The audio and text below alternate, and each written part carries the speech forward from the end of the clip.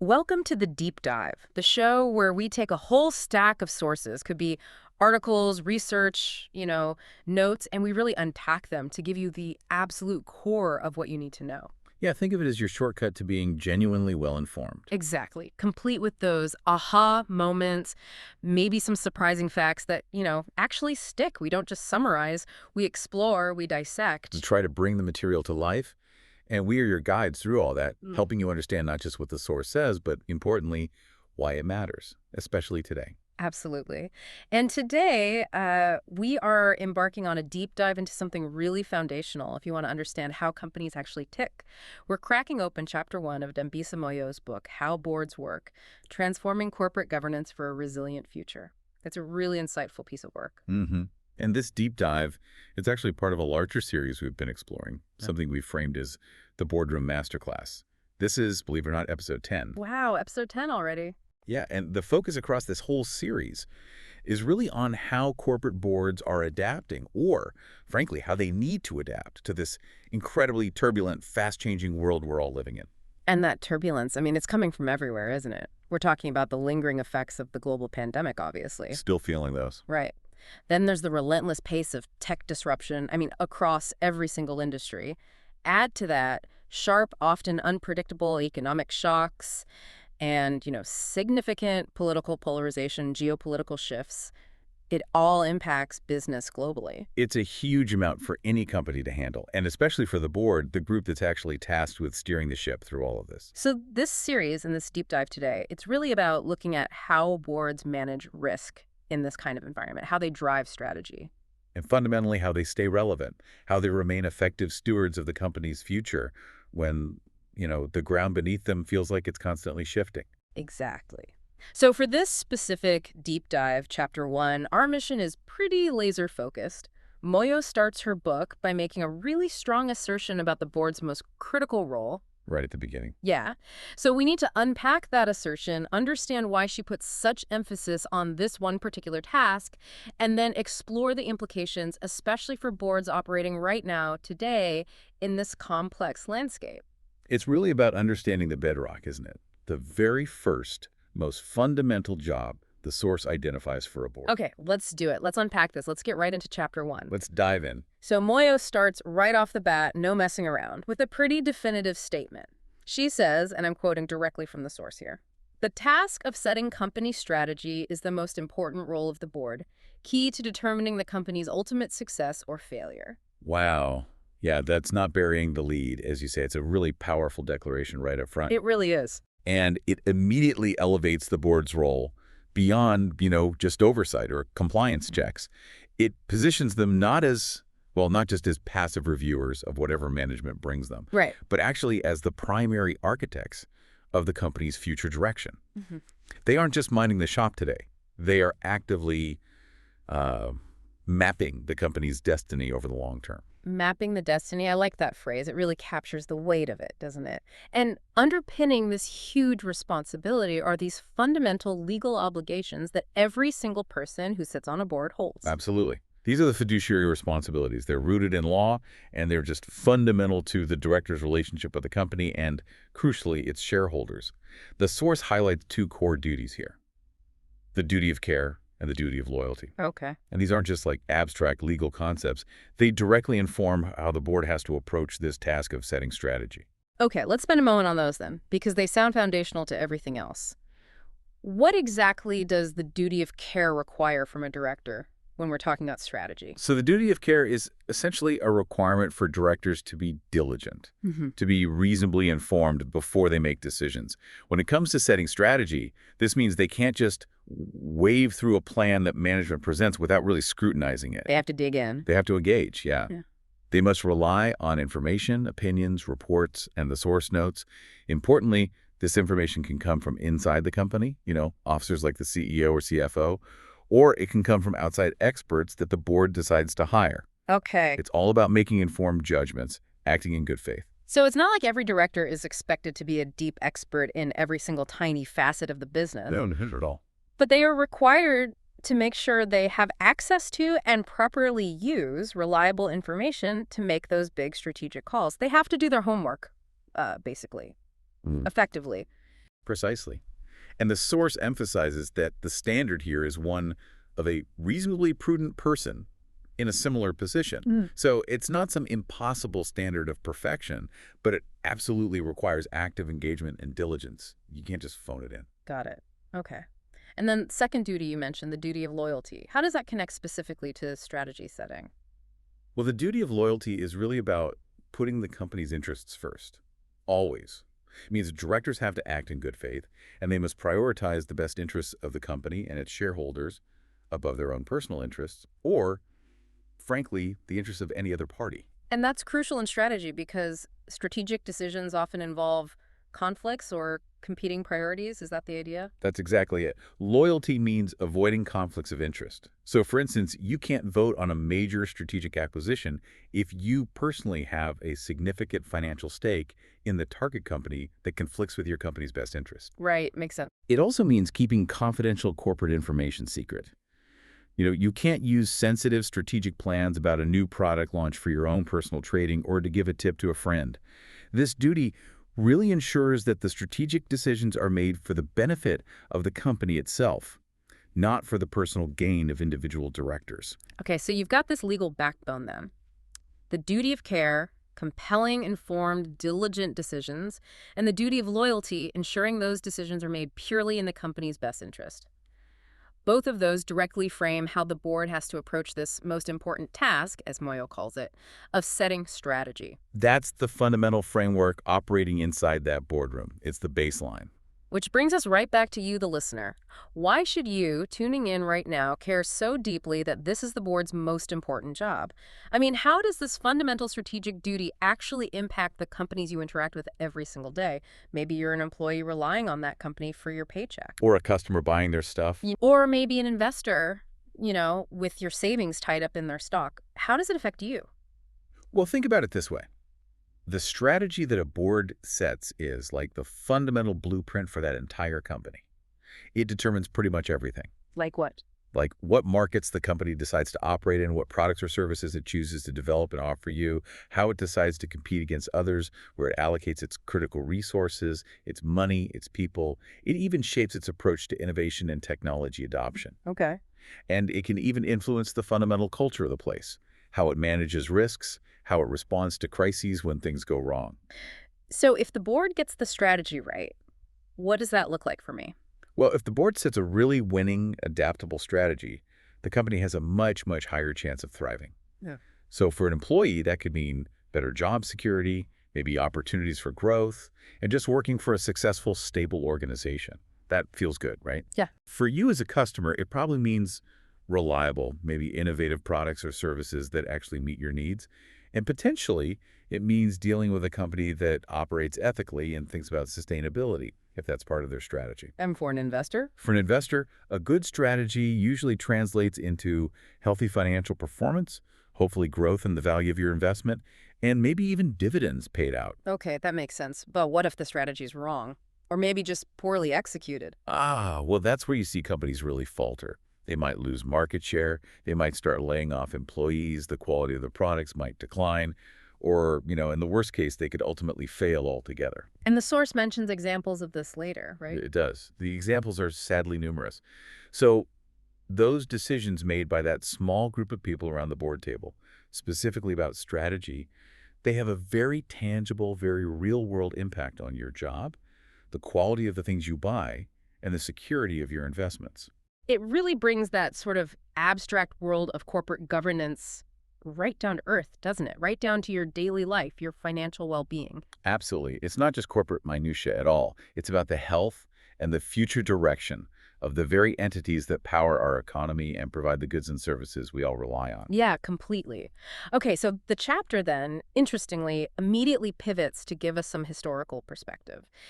It looks at the resilience of companies that have managed to survive, not just for, decades, but for centuries. Yes, it's a really fascinating way to frame the importance of thinking long-term with strategy. The source points to companies like Barclays, which was founded all the way back in 1690. 1690. Just try to imagine the sheer volume of world-altering events that company has had to navigate since the late 17th century. It's incredible. It really is. Wars, revolutions, the entire Industrial Revolution, technological leaps from steam power to electricity to the internet. Global depressions, multiple financial crises, Yeah. pandemics. It's mind-boggling. Exactly. And the book also cites other examples, like Chevron, Cigna, J.P. Morgan Chase. These are all companies with incredibly deep historical roots that have somehow endured through massive economic, social, and technological transformations. And their persistence, the source argues, is anything but accidental. It's not just luck. And it attributes their survival directly back to strategy. Is that the link? Precisely. It states that their ability to survive all these numerous historical challenges, these immense shocks and shifts over centuries, is attributed specifically to developing and adapting strategies. So it's not just about having a strategy locked in stone. No, absolutely not. It's about the capacity for continuous strategic adaptation. And this highlights, as the source puts it, the critical role of boards in navigating challenges and determining company direction over these really extended periods. So the history of these incredibly long-lived companies isn't just presented as, a testament to good fortune or being in the right industry at the right time. It's framed as direct evidence of effective, evolving, board-led strategy over the very long haul. That's definitely the argument being made. It wasn't some static strategy set back in 1700 that kept Barclays going. It was the board's ongoing engagement with strategy, constantly steering the company, adapting it to the changing circumstances decade after decade. And this leads directly into a really sharp, almost provocative idea the source introduces quite early on. It says, no board should assume their company has a right to survive.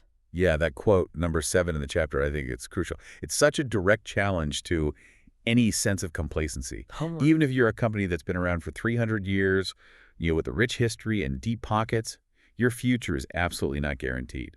Survival, in this view, is a privilege that has to be constantly earned. Earned through what? Through vigilant, forward-looking, and adaptable strategic leadership, specifically from the board. It just strips away any sense of entitlement that might creep in from past success, doesn't it?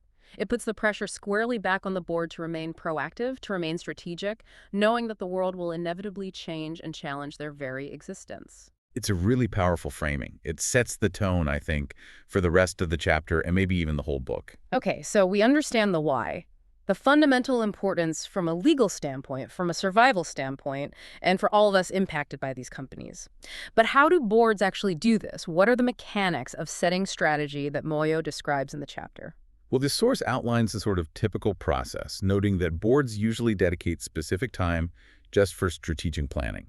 This often involves things like annual strategy sessions or maybe offsites. So not just regular board meetings. Well, it happens there too, but these are often deeper dives, specifically focused on the company's future direction, maybe over 1 or 2 days. And what typically happens in these dedicated sessions? A key part of the process described is evaluating the company's short-term plans, the source calls them STPs, and also their medium-term plans, or MTPs. Okay, STPs and MTPs. Right. The board needs to really dig in and make sure that these more immediate, maybe 1-year plans, and these mid-range, maybe 3 to 5-year plans, are genuinely aligned with the company's overarching long-term corporate goals. The big vision the board is trying to craft. Okay, so they're looking at the sort of tactical and operational plans coming up from management and checking. Do these actually build towards that big picture strategic future we envision? It's a check for consistency, right? And contribution. Exactly that. They need to be able to see the clear line of sight from the day-to-day operations and the near-term projects all the way up to where the board collectively wants the company to be in 5, 10, maybe even 20 years. Wow. And the source really emphasizes that strategy formulation isn't just management presenting something. Yeah. It involves collective input from both management and the board. Ah, okay. So it's definitely not just management presenting a finished strategy deck for the board to sort of rubber stamp. Definitely not how it's described here. It requires, and this is a quote, open discourse for thorough examination and approval. Open discourse. Yeah, that implies a really dynamic process where the board members, bringing all their diverse experiences and outside perspectives, are actively challenging management's assumptions. They're probing the proposed plans. They're contributing their own insights to actually shape the final strategy. So it should be more like a genuine intellectual debate, a collaborative shaping process, not just a presentation and a Q&A. That seems to be the ideal presented, yes. Yeah. A robust discussion. That open discourse sounds absolutely critical, and the source mentions the chairman often plays a pretty significant role in facilitating that dynamic. Yes, the chairman frequently acts as that crucial bridge between the management team, usually led by the CEO, and the independent board members. The chapter also knows there are different structures, of course. Sometimes the chairman and CEO roles are combined in one person, Right, you see that sometimes. and sometimes they're separate. And what are the implications of that specific structure for the strategy process? Does the source comment on that? Well, having separate chairman and CEO roles is often seen as providing stronger checks and balances in the system, Why is that? because an independent chairman can, arguably, more effectively ensure that the board's strategic perspective remains distinct from management's day-to-day operational focus. They can help foster that environment of open discourse we just talked about, where directors feel genuinely comfortable challenging management's proposals without fear of, reprisal or awkwardness. Okay. A combined role, while it might seem more efficient on the surface, could potentially blur those lines and make it a bit harder for the board to maintain truly independent strategic oversight. That makes intuitive sense. If you want the board to be a check on management, having a distinct leader for the board itself probably helps facilitate that. That's the general thinking. Yeah. And it's also important to note it's not just during those big annual strategy sessions. The source points out that regular board meetings, even when their main agenda item might be evaluating management performance or reviewing financials, are still opportunities for strategic discussion and planning. Ah, okay. Directors constantly need to be, as the source puts it, well-informed on corporate matters, not just for oversight, but so they can contribute meaningfully to that strategic conversation that should always be ongoing, even if it's just implicitly in the background of other discussions. So strategy isn't just like a once-a-year event that gets ticked off a list. It's woven into the very fabric, the ongoing rhythm of board meetings. That's the idea. Which means directors need to have a really deep, really current understanding of the business and its environment at all times. Absolutely. Their ability to contribute meaningfully to challenge the strategic direction constructively is directly tied to how well informed they are.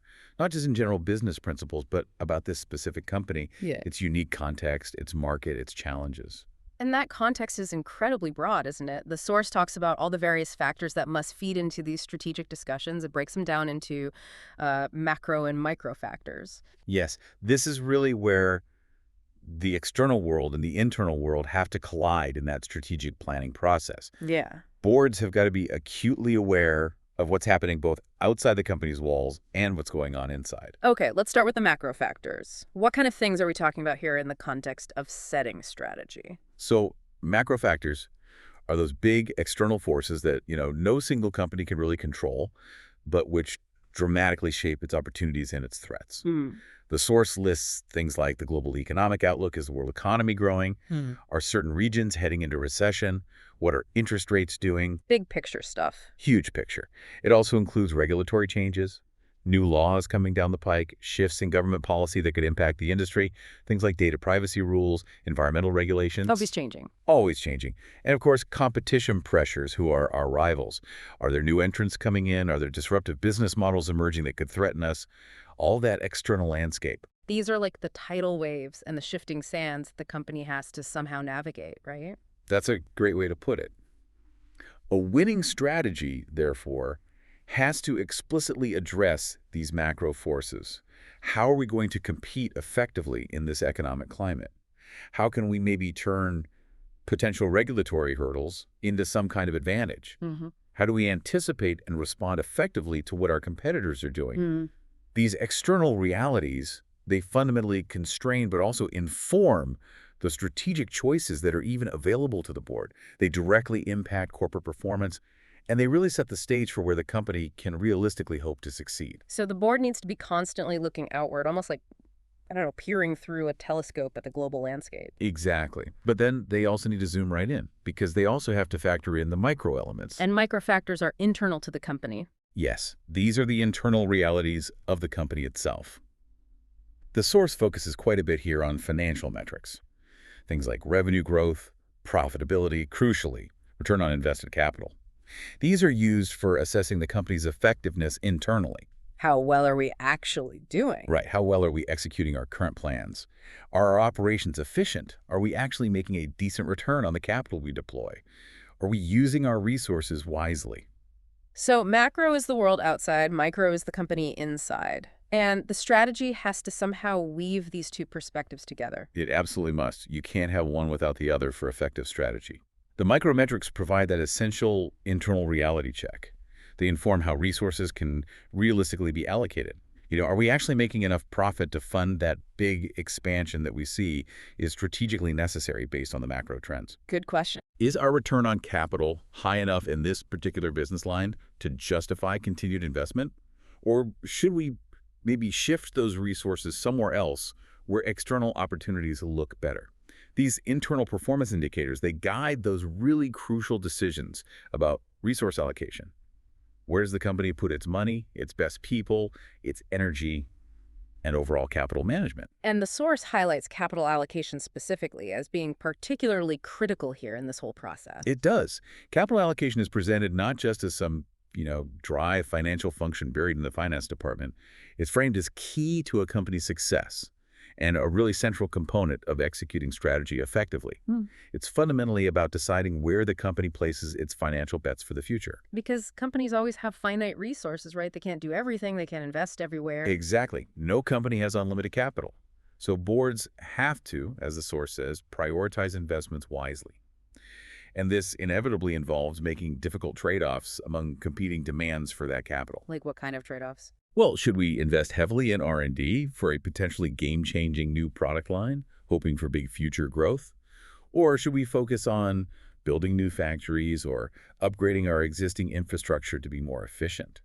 Maybe we should acquire another company to quickly gain market share or access new technology. Or, alternatively, should we return more capital directly to our shareholders through higher dividends or buying back stock? Those are massive fundamental decisions. They really shape the company's future trajectory, don't they? Hugely. They are described in the source as critical judgments about future growth. You could have the most brilliant strategic vision on paper, but it means almost nothing if the board and management can't effectively allocate the capital required to actually make it happen. Yeah. And conversely, poor capital allocation can starve really promising strategic initiatives of the funds they need, or can pour money down the drain on failing ventures, regardless of how good the initial strategic idea might have seemed. So for you, the listener, when you hear about a company announcing, say, a huge R&D spend, or deciding to suddenly hike its dividend payout, or making a big splashy acquisition of another firm, those aren't just isolated news events. Not at all. They are the direct outputs of this board-level strategic thinking process, where they're constantly weighing those macro forces, assessing the micro performance, and making these critical judgments about where to deploy the company's capital to achieve their long-term strategic goals. It's the strategy made tangible, really. And the source is clear. It's absolutely central to getting the strategy right and ensuring the company's long-term viability and success. Okay, this all sounds incredibly complex, and, the source is very clear that setting and executing strategy is anything but easy. What are some of the major challenges and pitfalls that boards typically face when they're tackling this crucial task? Well, the inherent difficulty, as the source really emphasizes, stems from the fundamentally unpredictable nature of the world we live in. Boards must remain, and this is a quote again, vigilant in navigating uncertainty and external shocks. Shocks, like. Well, like everything we mentioned earlier. Pandemics, geopolitical crises, rapid technological shifts that create entirely new industries while basically dismantling others overnight. The book is pretty blunt about it. External shocks are simply inevitable. They will happen. So a board can't just, create a nice 5-year plan, laminate it, put it on a shelf, and expect it to hold up against reality. Absolutely not. That's a recipe for disaster. Effective boards understand that the strategic plan is a living document. It has to be.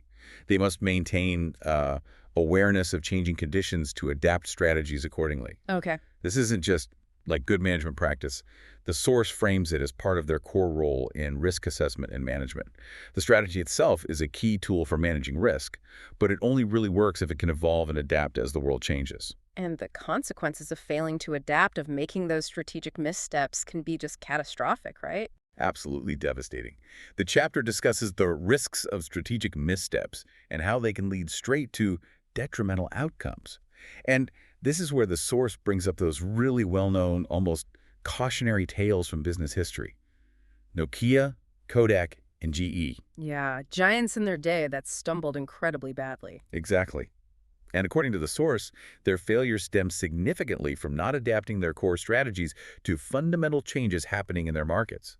Kodak, for instance, famously invented the first digital camera, but then failed to pivot its core business model away from film quickly enough. They clung on too long. Right. They missed their own invention, basically. Pretty much.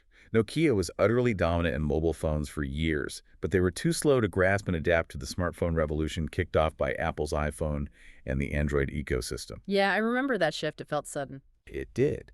And GE, once this absolute symbol of American corporate might and diversification, faced incredibly complex strategic challenges across its many, many different sectors, and ultimately had to break itself apart. These weren't just minor operational blunders. The source argues they were fundamental strategic failures originating at the very top, with the board and senior management. That's sobering. And the source also points out that these often aren't sudden overnight collapses, right? It talks about slow-burning crises. Yes, that's a really important point. Boards need to be able to recognize these slow-burning crises, that gradual erosion of a company's competitive position, because it's just failing to adapt its strategy effectively over time. This requires the board to be proactive rather than reactive, Yeah. meaning you can't wait until the crisis is completely undeniable to everyone on the outside looking in. The board needs to have the foresight and the mechanisms to see it coming, even when things might still look okay on the surface, and then have the courage to act decisively. This ties right back to that, quote, #8, which says successful companies are constantly working to identify, quantify, and mitigate these risks strategically as part of the ongoing process. It sounds like it takes real foresight, probably considerable courage, and maybe some difficult, uncomfortable conversations in the boardroom to actually change course before it's obviously too late. It certainly does. And another highly complex area where boards navigate major strategic decisions is in the realm of mergers and acquisitions, or M&A. Ah, yes, M&A. When another company proposes to buy yours or maybe wants to merge the two together, that's got to be a massive strategic decision point for any board. It's absolutely huge. When a board is facing an acquisition proposal, they have this monumental strategic decision to make. And the source stresses they have to weigh the strategic implications that go far, far beyond just the financial offer, the price per share being offered. Okay, so beyond just the money, what other strategic implications do they need to consider? Well, the source lists factors like employee impacts, what's going to happen to our workforce if this deal goes through, community considerations, how does this affect the cities or regions where we have major operations, and definitely regulatory scrutiny. Will antitrust regulators even allow this deal? Does it create too much market concentration? An M&A deal fundamentally changes the structure, the culture, the future prospects of the company, not just who owns the shares. And the board's role in navigating all of that is absolutely crucial, isn't it? They're the ones who ultimately have to say yes or no. It is pivotal. Their ability to negotiate and evaluate appropriate offers is crucial for maximizing shareholder value. That's a key phrase. Quote, #5 in the chapter specifically talks about the board's role here being to determine the company's fair market value to judge if an offer is acceptable. Okay. But, as the source implies, maximizing shareholder value isn't only about getting the absolute highest price today. It involves carefully considering the long-term implications of the strategic combination, or indeed the lack thereof, if they decide not to sell or merge. It's a really complex judgment call, blending financial analysis, deep strategic thinking, and even broader stakeholder considerations. That duty of loyalty to shareholders really comes into sharp focus there, but it sounds like it has to be viewed within this much broader strategic context of what's genuinely best for the company's long-term value creation potential. Exactly right. And even when you have diligent boards trying their best, strategic decisions can still be hampered by something the source calls data challenges in decision-making. Data challenges. That seems almost counterintuitive now, with big data being everywhere. You'd think it would make strategy setting more precise, maybe less prone to error. But the source suggests it's still a major challenge. It absolutely is, apparently. Boards have to navigate the complexities surrounding data accuracy and execution capabilities in management. The source actually outlines several ways, particularly in Q&A tag 11, that even in a data-rich world, strategic decisions can go badly wrong because of data issues. Like what? Give me an example. Okay, first, the board might simply receive incomplete or worse, maybe even misleading information from management itself. How could that happen?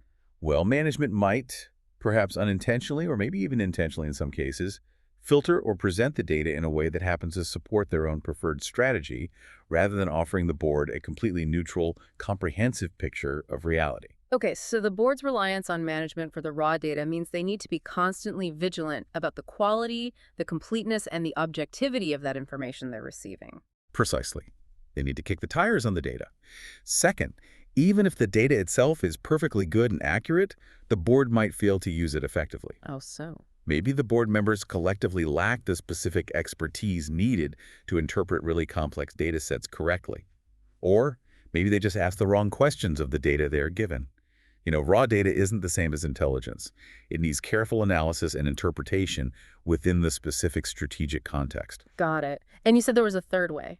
Yes, and this is really critical. Mhm. Even if the board sets a truly brilliant strategy based on perfectly accurate data, correctly interpreted, Mm. management might simply lack the capability or the resources or maybe just the internal alignment needed to actually execute that plan effectively on the ground. Ah, so a perfect strategy sitting on a PowerPoint slide is basically useless if the company can't actually implement it in the real world. Exactly. So the board's strategic responsibility, according to this source, extends way beyond just formulating the plan.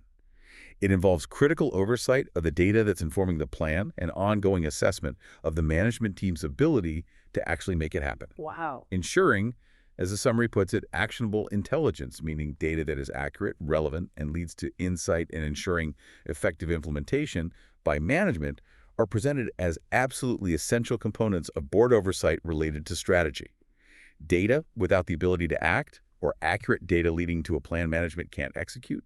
Either way, it's a recipe for strategic failure. Wow, that adds so many more layers of complexity to that initial statement that setting strategy is the board's most important job. It's clearly not just about having a good idea. It's about the whole process, the information integrity, the execution capability, the constant adaptation. It is absolutely a multifaceted challenge, requiring constant vigilance across numerous domains all at the same time. Okay, so given all these challenges we've just discussed, the uncertainty, the inevitable shocks, the very real risk of missteps, the M&A complexities, the data issues, how do effective boards actually measure if their strategy is working? And how do they know if they are successfully building that resilience they need for the future? Well, effective boards, the source notes, don't just rely on gut feel. They use various performance metrics to evaluate success. And this goes beyond just, looking at the quarterly earnings report, although that's certainly part of the picture.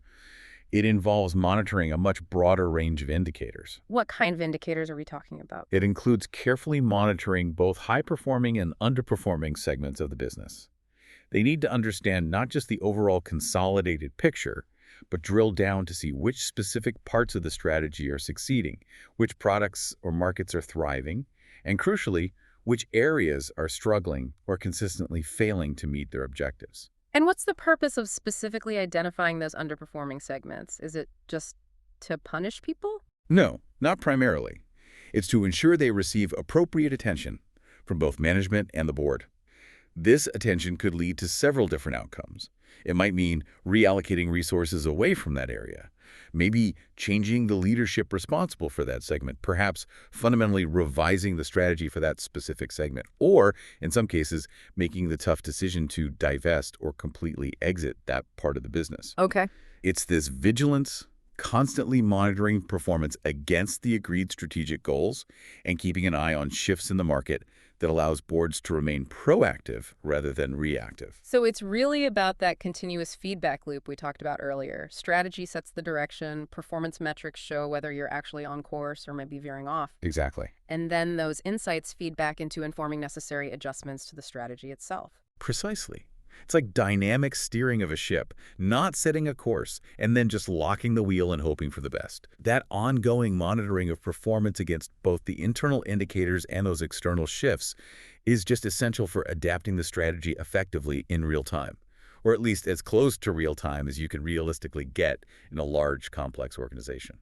And this really brings us back to where Chapter 1 essentially concludes, doesn't it? It seems to reinforce that core message from the very beginning. Yes, it circles right back to underscore that the board's responsibility for strategy isn't some standalone task. It's part of a larger, much more holistic role. It encompasses those core governance duties, like the fiduciary responsibilities we discussed right at the start. Duty of care, duty of loyalty. Right. It includes performance management oversight, And all of that is integrated with that fundamental task of strategy formulation and adaptation. And especially in this incredibly complex, often unpredictable landscape that we framed at the beginning, this world shaped by pandemics, tech upheaval, economic volatility, political shifts, the ability to craft and crucially adapt strategy becomes absolutely paramount. Absolutely. In an environment like the Right. one we're in now, boards simply must strive to craft resilient strategies that ensure long-term operational success and adaptability to change. That word adaptability just keeps coming up, doesn't it? Key. Strategy isn't a fixed destination. It's really a continuous journey of adjustment and response. Which aligns completely with those lessons the source drew from the companies that have survived for centuries. Their survival wasn't attributed to one single perfect strategy set in stone, No, but rather to their demonstrated capacity for continuous strategic adaptation led from the top by the board over generations. it just underscores, as the chapter concludes, the critical nature of board leadership in steering organizations through diverse challenges. Their role in strategy isn't just, important. The source argues it's truly existential for the company's future. So, zooming back out now from this really detailed deep dive into just chapter one of Dambisa Moyo's How Boards Work, the core insight seems crystal clear. Setting company strategy isn't just a task for the board, No, it's presented as arguably the single most important one, key, as the quote said, to the company's ultimate success or failure. and it requires this incredibly complex blend of things, upholding fundamental legal duties like care and loyalty, Drawing lessons from history, understanding why some companies endure. navigating that really dynamic interplay and potential tension between management and the board itself. Analyzing just myriad macro and micro factors that shape the whole operating environment. And making those critical, often very difficult judgments about resource allocation, about capital deployment, about where to place the company's bets for the future. And don't forget facing down those significant inherent challenges head on. The inevitability of external shocks and uncertainty. Right.